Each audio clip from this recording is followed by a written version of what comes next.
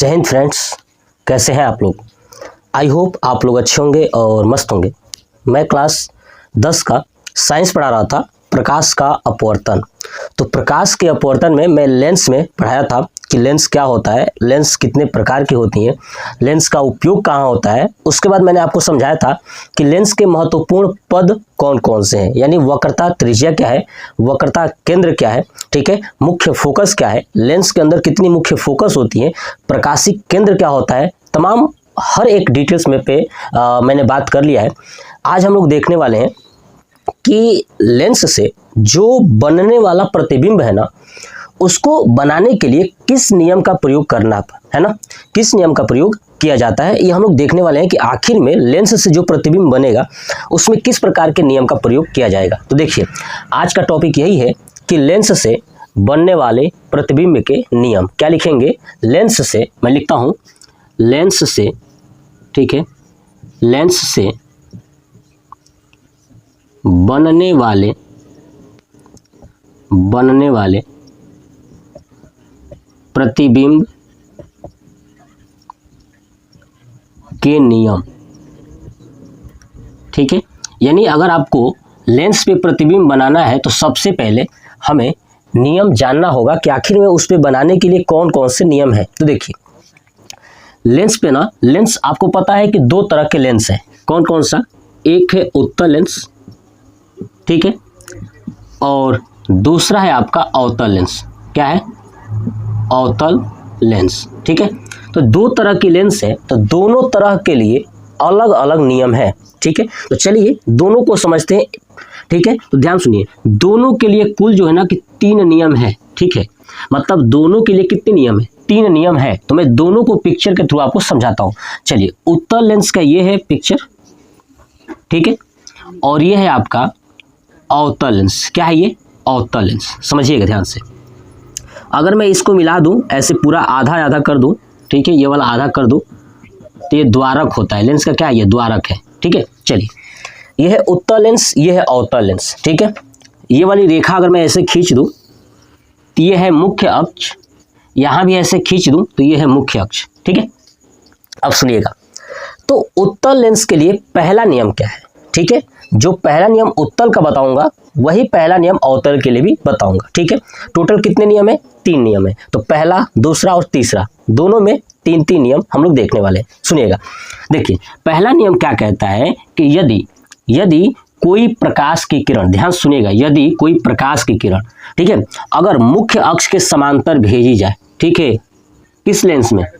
उत्तल लेंस में। यदि कोई प्रकाश की किरण मुख्य अक्ष के समांतर भेजी जाए, देखिए मुख्य अक्ष है ना, तो इसके अगर समांतर भेजी जाए, क्या किया जाए? मुख्य अक्ष के समांतर भेजी जाए, ठीक है, तो लेंस से, देखिए ये लेंस है ना, तो लेंस से अपवर्तन के पश्चात, क्या चीज? अपवर्तन के पश्चात। अब ध्यान सुनिए, ये लेंस से अपवर्तन के जो पश्चात है ना, ये यहाँ पे है द्वितीय फोकस। क्या है? द्वितीय फोकस, यानी F2।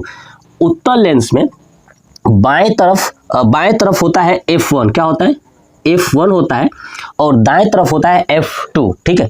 तो जब मुख्य अक्ष के समांतर अगर प्रकाश की किरण को भेजा जाता है तो लेंस से अपवर्तन के पश्चात, याद रखिएगा, हमेशा द्वितीय फोकस से चली जाती है। कहाँ से चली जाती है? द्वितीय फोकस से चली जाती है। उत्तल लेंस के लिए पहला नियम आपको याद रखना है कि जब भी आप प्रकाश की किरण को मुख्य अक्ष के समांतर अगर भेजते हो ना, तो वो हमेशा लेंस से अपवर्तन के पश्चात कहाँ से चली जाएगी? द्वितीय फोकस से चली जाएगी, ठीक है। तो ध्यान सुनिएगा।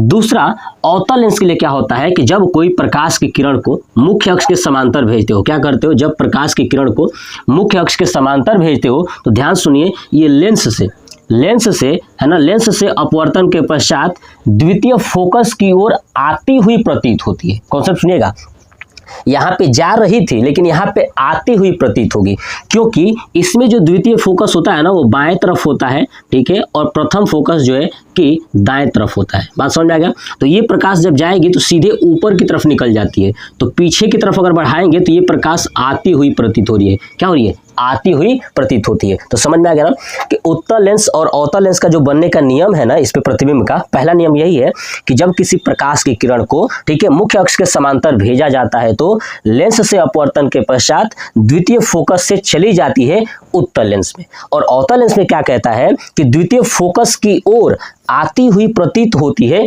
ठीक है, ये पहला नियम है। समझ में आ गया, दोनों के लिए पहला नियम, कॉन्सेप्ट क्लियर। चलिए आप इसका स्क्रीनशॉट ले लीजिए और जो मैंने बोला ना उसे नोट कर लीजिए। चलिए अब देखते हैं दूसरा नियम दोनों के लिए। देखिए सेम पिक्चर अब यही बनाना है दूसरे के लिए। देखिए ये हमारे पास उत्तल लेंस और ये है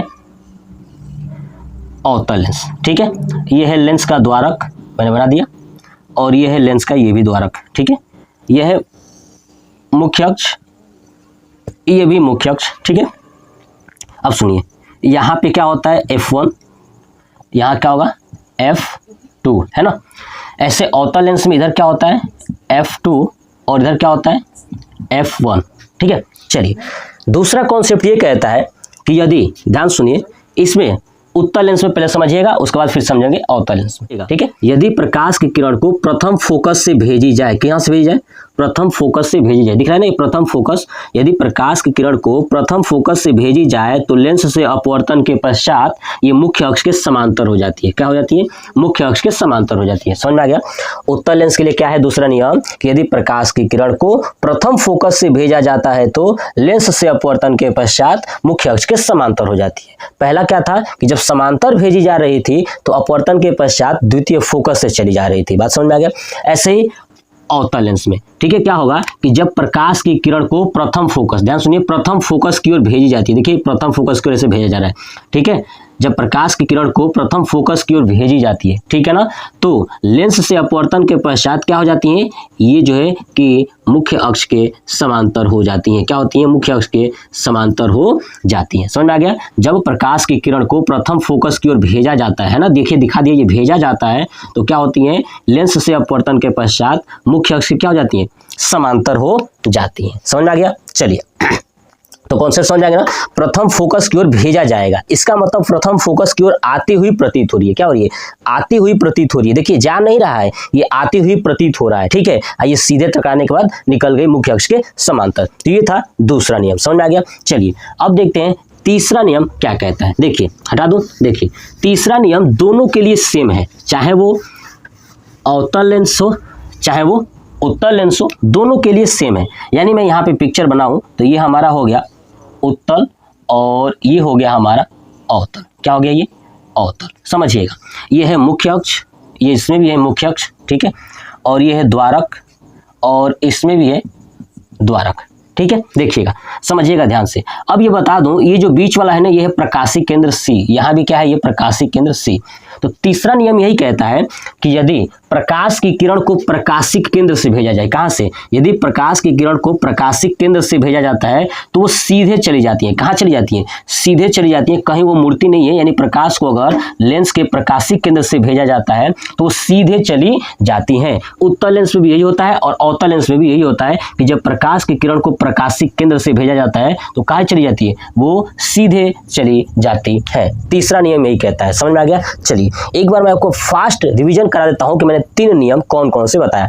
पहला मैंने बताया था कि जब प्रकाश की किरण को मुख्य अक्ष के समांतर भेजा जाता है तो लेंस से अपवर्तन के पश्चात द्वितीय फोकस से चली जाती है, और दूसरा द्वितीय फोकस की ओर आती हुई प्रतीत होती है, इसके लिए।